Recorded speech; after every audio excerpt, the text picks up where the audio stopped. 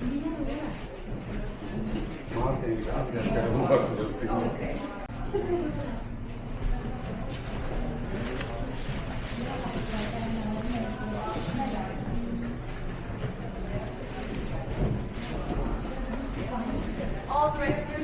would like literally packed like sardines. I don't know. Yeah, all the way through, fill in all the gaps so we can fit everyone inside, like she said. Okay, so put your backpack down, so please. Now the store here is just gonna slide. Thank you guys. And as we have everyone, you can come up to me as well a little bit. I'm not gonna bite you, I promise. Okay, welcome everyone. My name is Kaya. I'm gonna be both your operator as well as your guide to the Jasper station. So as we go up, I would like to share some of my knowledge about the Jasper SkyTram and the beautiful land of Jasper National Park we're here to enjoy. Of course, if you have any questions or any concerns, just let me know. I'll try my best to help you out. It's just a short ride to the top. So there we go. Has any one of you ever traveled with us before? First time for everyone? Lovely, okay, I like that. I hope you enjoyed as much as I do. And with that, we're ready to go.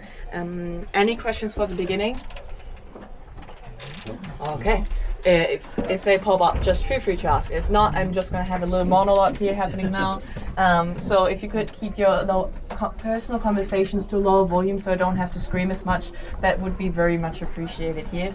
And for all the Canadians, happy Canada Day. We're all Canadians today. Oh, that's right. Oh, I love it. I love to be part of it. Okay, here we go. The lower station we just left sits at an elevation of 1,258 meters. The upper station at 2,263, which means we travel a total change in elevation of about 1,005 meters. So that's a big jump. The distance is roughly 2,000 meters long as well, making the Jasper SkyTram the longest aerial tramway in Canada. Sadly, it's not the highest anymore, as Banff's Gondolas upper station, for example, is just 20 meters higher in elevation than ours, which is not a lot more, but still more than we have. They had to be this way, I guess. But as we have a bigger change to travel here in a longer distance, I would say we have more of a view for you to experience and enjoy. And I always like to start off with the town of Jasper. If you have a look down to the right, everyone on the right side and the end of the tram, if you look down to the right, you can see the town of Jasper from above, as well as one of the very many trains sitting on the train tracks there. And everyone on the left side of the tram, if you have a look down to the left, there's another train. So you don't miss out. It's pretty long as well, all the way to the town. And those train tracks, the train and the town, they're all connected. Historically speaking, Jasper originated as a railway town, as the Grand Trunk Pacific Railway Company built through the valley here. They reached mile 112 and decided to build a station there, calling it Fitzhugh after the company's vice president at the time. And the following surrounding railway town carried that same name. Until 1913, the company's vice president missed a very important event in town, offending the people living there so badly that they decided, no, that's it, we're going to change the name of the town, matching to the surrounding forest park's name after Jasper Horse. So never offend someone living in Jasper, or you walk away with a different name afterwards. As there's still traces left of that name in town, I wouldn't, maybe not too much of a grudge, but I wouldn't try it out.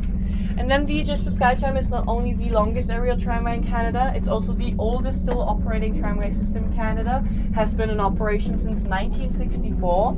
So this summer I saw a 61st anniversary, which makes it just 1 year older than my dad, which I think is pretty fun. Yeah. And then if you have a look up here, you can see a structure there. That's the only support tower we need. We're going to swing a little bit after that support tower.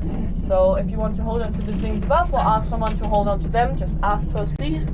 And here we go.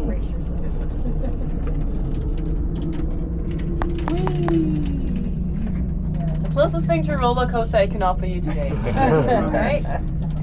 And maybe the origin of the Jasper SkyTram, maybe that's why it's going so strong for 61 years. Same as me, it's from Germany. Hey. German engineering. I didn't know that before coming here, but it's pretty fun for me to reconnect to the history of the place that way. And if you can see, up here you can see the other tram approaching us. If we meet them, that's the halfway point. If you want to give them a little wave here, there they fly by. There they go.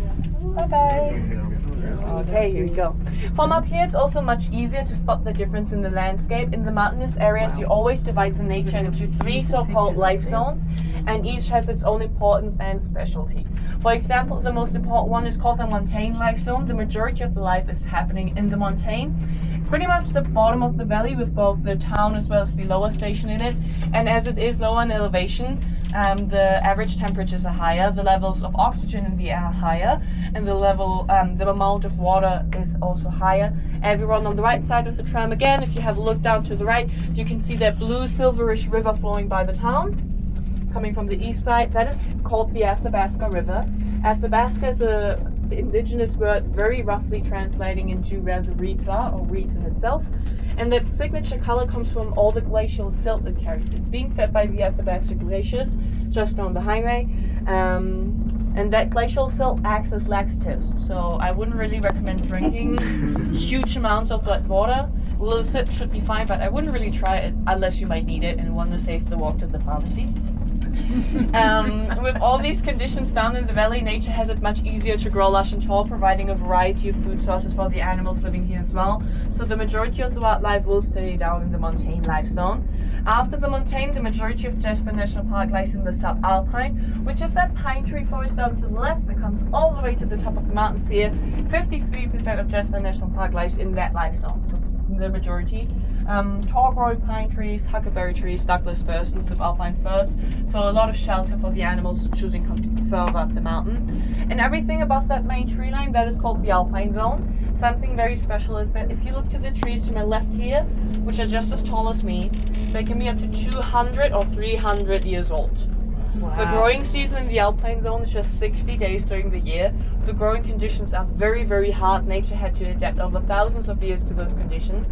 They can only grow in 60 days, 1 millimeter growth per year, and it also protects them from the strong winds we can experience at the top of the mountain. So they would grow very tall, they would be blown away by those winds, and as they grow very small, they're a little bit better protected that way. If you look to all these rocks, you can see all these different colors on them, ranging from black to orange to neon light green colors. That is called lichen. It's a symbiotic growing thing between algae and fungi, and very important for the delicate ecosystem we have at the top of the mountains. And as we are in a national park and in the Rocky Mountains, we try our best to preserve the nature here and protect the wildlife for the future generations here. We would like to ask you to do the same thing as guests here. Do not take anything that you didn't bring with you. There's a very beautiful saying that is, only take pictures and leave footprints. If you were to take a rock, for example, that's a $10,000 fine, and you have to return the rock. Wow. Do with that what you will. I wouldn't really try that out. And for that exact reason, we have a souvenir shop inside the building. If you would like a souvenir with you, and believe me or not, it's not as expensive as a $10,000 rock you can't keep. There's also a restaurant at the upper level if you want to enjoy this view with a little bite to eat. They have a variety of They have a variety of foods to choose from. The washrooms are inside just down the hallway, and when we're gonna open the outside doors for you as soon as we're fully docked, and you're gonna step onto the boardwalk that follows all the way around the building. Just for your information, if you leave the boardwalk, you leave the jurisdiction of the Jasper SkyTram. It then lies with Parks Canada. So everything that happens outside of the boardwalk, you need to call Parks Canada. Because if you call the Jasper SkyTram, our phone is located in Banff. Doesn't really help us.